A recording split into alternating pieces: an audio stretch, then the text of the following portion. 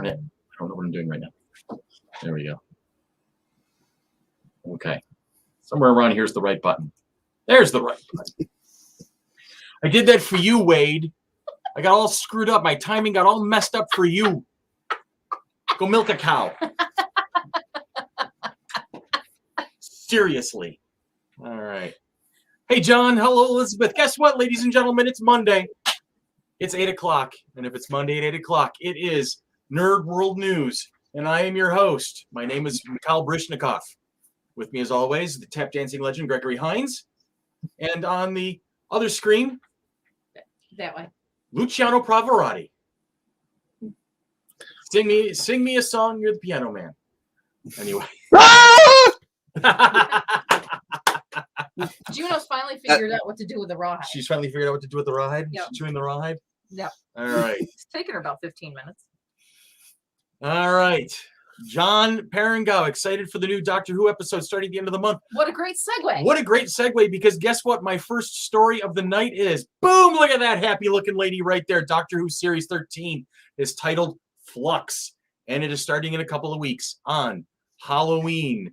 That is the official title of the 6-episode Doctor Who Series 13, which starts airing on BBC One, BBC iPlayer, and BBC America right at the end of this month. In the clip below, in the Den of Geek article, when you find it there, the Doctor will warn that the Flux is coming and bringing with it monsters galore. Our first thought was Flux as in something that's constantly changing rather than stuff you smear around copper pipes before welding them together. Although let's keep an open mind, shall we? Maybe the series finds the TARDIS needing a system replaced by an intergalactic plumber. You never know.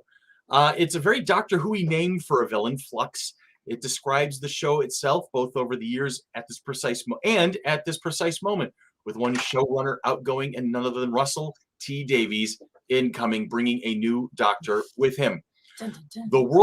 The word describes the Doctor themselves. There are many incarnations in the ever-changing personal history.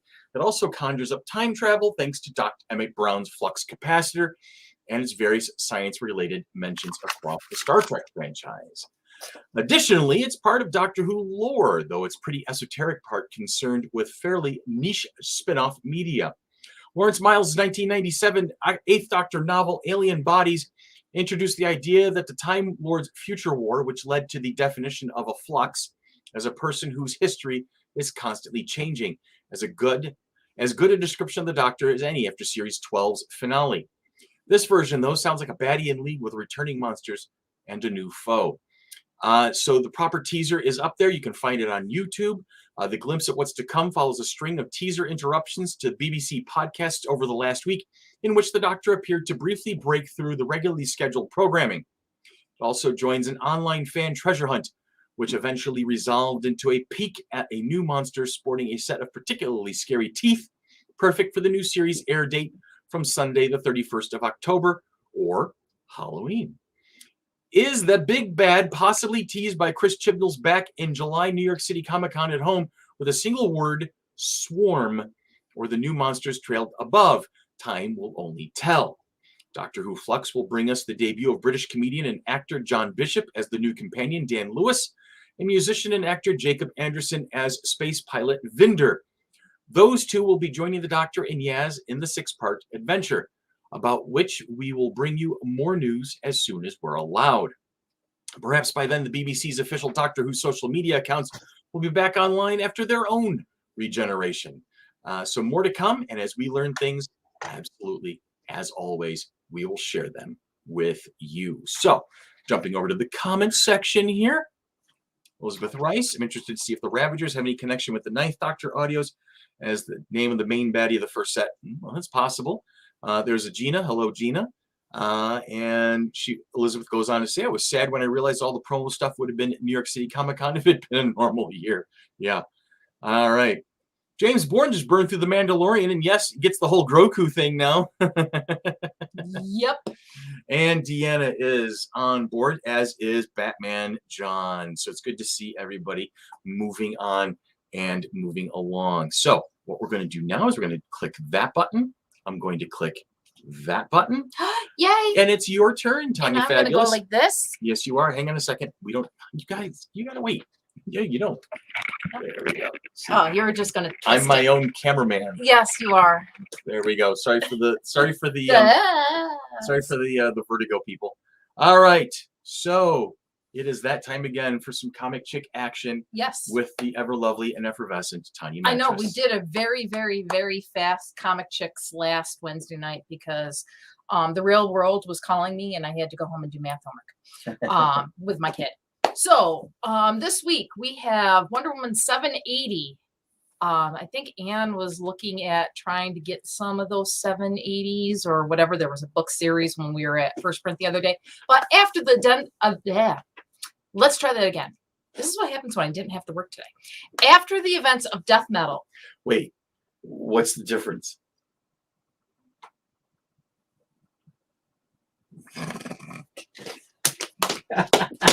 Diana finally makes it back from her unforgettable odyssey through the sphere of the gods. Ow! As Hey! the world moves on without her. This special oversized story paves the way to an exciting new future for the greatest hero of them all. Next up is X-Men number 4. Fearless, chapter 4. Haha, they're laughing because Yeah, I know. Heads up! It's Halloween, and the X-Men have to face a horror born of a neighboring town of Westchester. The Headless Horseman? And that's not the only terror targeting them. I have a terror of the name of Christopher targeting me. I'm not targeting you. Come on. Yeah, Look at this face. Could this face target anybody? Click. Yes, dear. Star Wars The High Republic Trail of Shadows number 1. A Jedi Knight and a private detective team up to uncover a mystery that will change the High Republic forever. A Jedi Master is dead. Another is a state of complete shock. It's a murder the likes of which the Jedi Order has never seen before. See, even she agrees. Do you know nobody asked? There are no leads. There are no suspects. There's no motive.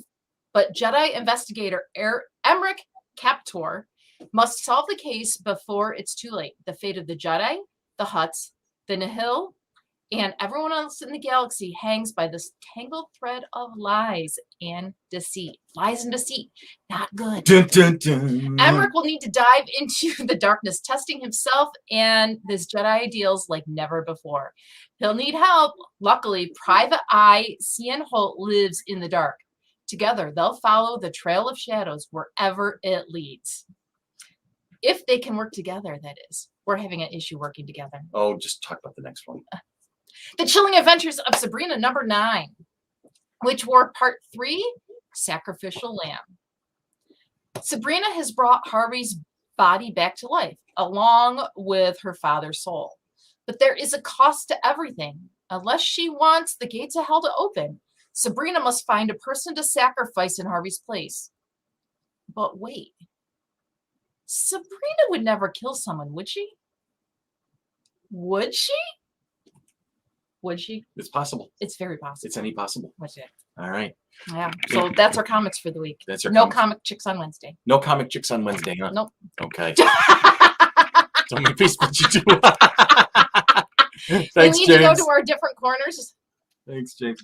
All right, so Elizabeth Rice is going to say something that makes me completely jealous, but building my lightsaber at Galaxy's Edge was the coolest freaking thing. Question, how much money do I need to bring in April in order to build one? That's a good question. And she goes on to say, I got to read more High Republic stuff. Read one of the books the other week. Read one of the books and it was very good. And Kels is laughing at us. Yeah. Nothing new there. All right. Nice, James. Yeah. All right. And speaking of James Irish, Mr. Irish. Yes. You're up, sir. All right. As we get closer and closer to All Hallows Eve, I get more and more tempted to hide under a blanket until the terror is over. Chrissy saw to it that I don't have that option, while we look back on the original Resident Evil on Gaming Street Regulars this Thursday. Set in a tucked-away mansion in a Raccoon City forest, the T-Virus is turned loose by Umbrella Corp, and you play as either Chris Redfield or Jill Valentine dealing with the outbreak of zombies, both human and otherwise. If you can't come to terms with the notorious tank controls, you'll last as long as a cockroach at an Orkin summit. And speaking of ending quickly, I wish I had that luxury when researching the subject of the Pemmy and James podcast arriving this Friday, 1995's Dark Stalkers cartoon. Based on Capcom's fighting game franchise, this production from Graz Entertainment sees monsters split into camps of good and evil and battling for the fate of planet Earth in a poorly animated, poorly written show that plays fast and loose with the subject matter of the original games. It's honestly scarier than a George Romero movie marathon, and for all the wrong reasons. Pembroke and I break down what went wrong, why it probably happened the way it did, and why exactly we're torturing ourselves with this material in the first place, all in our podcast on Friday. Spoiler alert, it has to do with our fanboy crushes from back in the day. Chris, back to you. All right. Thanks, James. Great job as always, my friend. All right. So now we're going to click that button, and then I'm going to click that button. And there is the legendary email address that nobody uses unless they want to send me screenshots of something I can't do anything about. And right underneath that is Linktree, which is our entire online presence, all of our podcasts, our websites, and our social media. Absolutely the best way to get a hold of us and see what we are up to. I'm going to change that. There you go. There we go. I'm going to make that. I am supposed to say this from legal. Screenshots of conversations are not acceptable proof of anything going on other than you're talking to somebody you don't like. Just saying. Put that out there for your own sake. And why am I bringing that up? Because guess what, kids? Blue's up. Just like we talked about last week. Blue up to make awareness about bullying. Guys, we've all been there. Sometimes we've even been guilty of being the bully ourselves. It's time to do better, think better, and be better. It's time to look at and be aware of what we do to our fellow human beings. So we are wearing blue. I know I'm wearing purple at the moment. She's wearing kind of a bluish gray. I have a gray. You're wearing gray. Mm-hmm. I'm wearing blue at the moment, but you can't see it. Anyway, so wear blue for World Bullying Prevention Month. That is October, and that is a really good cause. Also, you got a couple of days left, kids. The day when finally everyone understands each other, that is when true peace will finally come. Mark Javeline. Mighty Monkey Corporation, the parent company of the Flower City Comic-Con, is a non-for-profit corporation. Though through events like FC3, we promote acceptance of all, no matter race, sexuality, or ability. This year, we look to give 5 grants to teachers in the form of books and teaching materials. To apply for one of these grants, please email at fc3rock.org by 10/15/21. Guess what? That's the 15th. That's 4 days away, guys. If you are a teacher or know a teacher, this would be a great way to get a little extra help in the school year that we are now into the heart of at this time. And I'm You're ineligible to nominate myself. No. So I can't get any. We couldn't even nominate you because you're on the board. I know. You know, that's a thing. See, here's the thing. She is one of my favorite teachers. I would nominate her. However, she's part of the organization, so can't do it. So we're giving 5 grants to other teachers other than me. Yes, we are. Now, moving on into the world of entertainment. Guys, look at that. Metroid Dread. It is already breaking franchise sales records. Has not even been out for a full week on the Nintendo Switch, but it is already looks like it could be the most successful entry in the history of the long-running franchise. This is an article on comicbook.com by Logan Moore. It was released just a few hours ago, and it's where I got most of my information from. Based on some of the early sales data that has now emerged from the United Kingdom, Metroid Dread is already well on its way to being a major achievement for Nintendo, which means that the series could end up coming back more regularly in the future. According to GI Biz, Metroid Dread was the 3rd best-selling game at retail this past week, making the highest-grossing game in the history of the Metroid series. Although Metroid Prime ended up selling more copies overall in its first week of release back in 2002, the disparity between it and Dread was only about 1,000 copies at this point. When taking into account digital sales of Metroid Dread, which aren't totaled here in this particular statistic, it stands to reason that the game is already far past the 1-week sales of Metroid Prime. Although it's currently unknown how Metroid Dread might be performing in other regions around the world, the public sales information from the UK is often reflected in other markets. As such, there is a fair chance that the game is quickly on its way to being the best-selling Metroid game in history. Currently, Metroid Prime 3 Corruption is the entry in the series that holds this record. Given how high the install base of the Nintendo Switch is, though, it seems quite likely that Nintendo will be breaking Metroid sales records in an official capacity before long. Now, if you haven't played this game for yourself just yet, the game is currently available exclusively on Nintendo Switch. Conversely, be sure to stay tuned to our coverage on comicbook.com and Nerd World News in the near future, as we should have a review of the title to share soon enough. Via How do me. you? What's that, James? Via me. Via you. See, James will be getting his 2 cents in on that. How do you feel about Metroid Dread getting off to such a fast start in terms of sales? We want to hear your conversation. James wants to hear your input. Let us know what you're thinking. And as always, as we learn things, we will share them with you. Rounding out the storyboard this week, boomstick, look at that Cowboy Bebop role-playing game coming in 2022. Kids, an official Cowboy Bebop tabletop role-playing game is on the way. Mana Project Studios and Don't Panic Games have announced that they are working on an officially licensed role-playing game set in the world of the beloved anime Cowboy Bebop. The game will be designed by the Italian team Fumble, who previously designed the 2020 Italian Game of the Year award winner, Not the End. A Kickstarter will launch in 2022 to fund production of the game, with aims to have finished copies out to backers by the end of the year. The launch for the game will include English, French, and Italian language versions of said game. Here's a quote for you. As a pioneer of Japanese animation in Europe and an early role player, I have always dreamed of living adventures in the universe of famous anime. We are overjoyed at Sunrise, with whom we have worked for many years, has entrusted us with making this first experience possible. That is Cedric Littardi, founder of Don't Panic Games, in a press release announcing the game this afternoon. Goes on to say, Cowboy Bebop is one of those anime that made up our cultural background. As fans of the anime, we are thrilled to be able to work on this project, a unique opportunity to design on both the themes of CBB and its strong visual identity. Our goal is to share our passion for Cowboy Bebop with you and this game, said Michael Paroli, founder and lead designer of Mana Project Studios, in the same press release. Originally airing in 1998, Cowboy Bebop is one of the most popular and beloved anime series of all time. The anime follows a group of bounty hunters bouncing from job to job on a score of different planets. The anime was almost universally praised during its release, in part to its stunning jazz-inspired soundtrack composed by Yoko Kanno. In recent months, Cowboy Bebop has seen a resurgence in pop culture due to the upcoming live-action adaptation airing on Netflix later this year.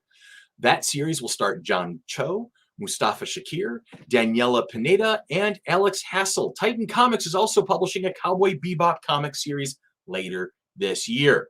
So, as we said, Cowboy Bebop, the role-playing game, will be released in 2022.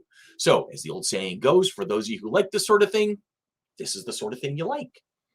As always, if we learn more, we will share it with you. So that's that for the storyboard. Let's go chunk over here to the comment section. We're talking about lightsaber prices. And Anne says, hi. Hello, Anne. Some of the legacy sabers, the character ones might be less, though. All right, I send you some meme love every day from James Bourne. Yes, you do. And moving on, the PhotoPass CMs and Batu finally fully understand the assignment, and I got such an amazing pictures. Awesome. Looking forward to seeing some of your pictures, Elizabeth. I was a little sad that Cal Kestis' saber wasn't available yet when I went. Hopefully, they'll have them in Disneyland in February. That's possible. Gina hopes all is well, and we feel the same about you there, kiddo. And Peter, can you purchase sabers online? Elizabeth goes on to say sometimes Shop Disney has them, but probably it'll only be resellers, which will be difficult as they're limiting everyone to 2 of anything. So there's all of your lightsaber content for the day. Kids, it's that time of the day and that time of Nerd World News where we start breaking out some birthday loving. Say it's your birthday. There you go. And it is time at the stage. It just feels weird to have you blocked like this. It's like you look just a little under there. There I go. I'll Let's say happy birthday Monday, October 11th to Emily Deschanel, Joan Cusack, Sean Patrick Flattery, and Claudia Black. Claudia Black is on my radar at the moment because I just started rewatching Farscape again for the first time in a while. I want to go back and rewatch Boondock Saints for like the 20th time. Such a good movie. I know. It's freaking fun. Love that movie. All right, on Tuesday, October 12th, none other than Wolverine himself, Hugh Jackman. Yeah. Trumpet player extraordinaire Chris Botti. Christy Kerr, the actress, and actor Takeshi Kaga. Oh my God. Christy Kerr is a golfer, excuse me. And I'll get these right one of these days. Wednesday, October 13th, Paul Simon, Kate Walsh, Alexandra Ocasio-Cortez, Christopher Judge, and the Red Rocker himself, Sammy Hagar. Thursday, October 14th, we say happy birthday to Tank Girl Lori Petty, actress and wrestler Stacy Keibler, actress Rowan Blanchard, actor and, I hear, potentially a future doctor, Q from the Daniel Craig Bond movies, Ben Whishaw, and actress Mia Wasikowska. Yeah, I murdered that one. I pride myself on being able to pronounce names. I massacred that one. On Friday, October 15th, we say happy birthday to Dominic West, comedian Larry Miller, actress Kiko Misuhara, and none other than the Power Ranger Lord himself, Hayam Saban. On Saturday, October 16th, tennis player Naomi Osaka, the legend Angela Lansbury, actor Tim Robbins, and the bass player of the irrepressible and unstoppable Red Hot Chili Peppers, the man himself, Flea. Sunday, October 17th, we're rounding it out with another musical birthday, Eminem. Also, actress Felicity Jones, creator of Beavis and Butthead, Family Guy, and a whole bunch of other people, Mike Judge, and astronaut and Star Trek alumni, Mae Jemison. Hey, if it's your birthday this week, I hope you have a great one. I hope you get a chance to spend it with friends and family. So, friends and family, that's it for us. We have done everything we can do at this point. I like how James is changing his James has name. been changing his little bubble at the bottom. I'm loving that. Yeah. That is great. So that's good. Ugh. All right. So for Tanya and for James, for myself, for Dan at home, for Ann, and for Wade, who does not like countdowns, I say good night. God bless. Have a great week. Have a safe week. And we will talk to you again next week.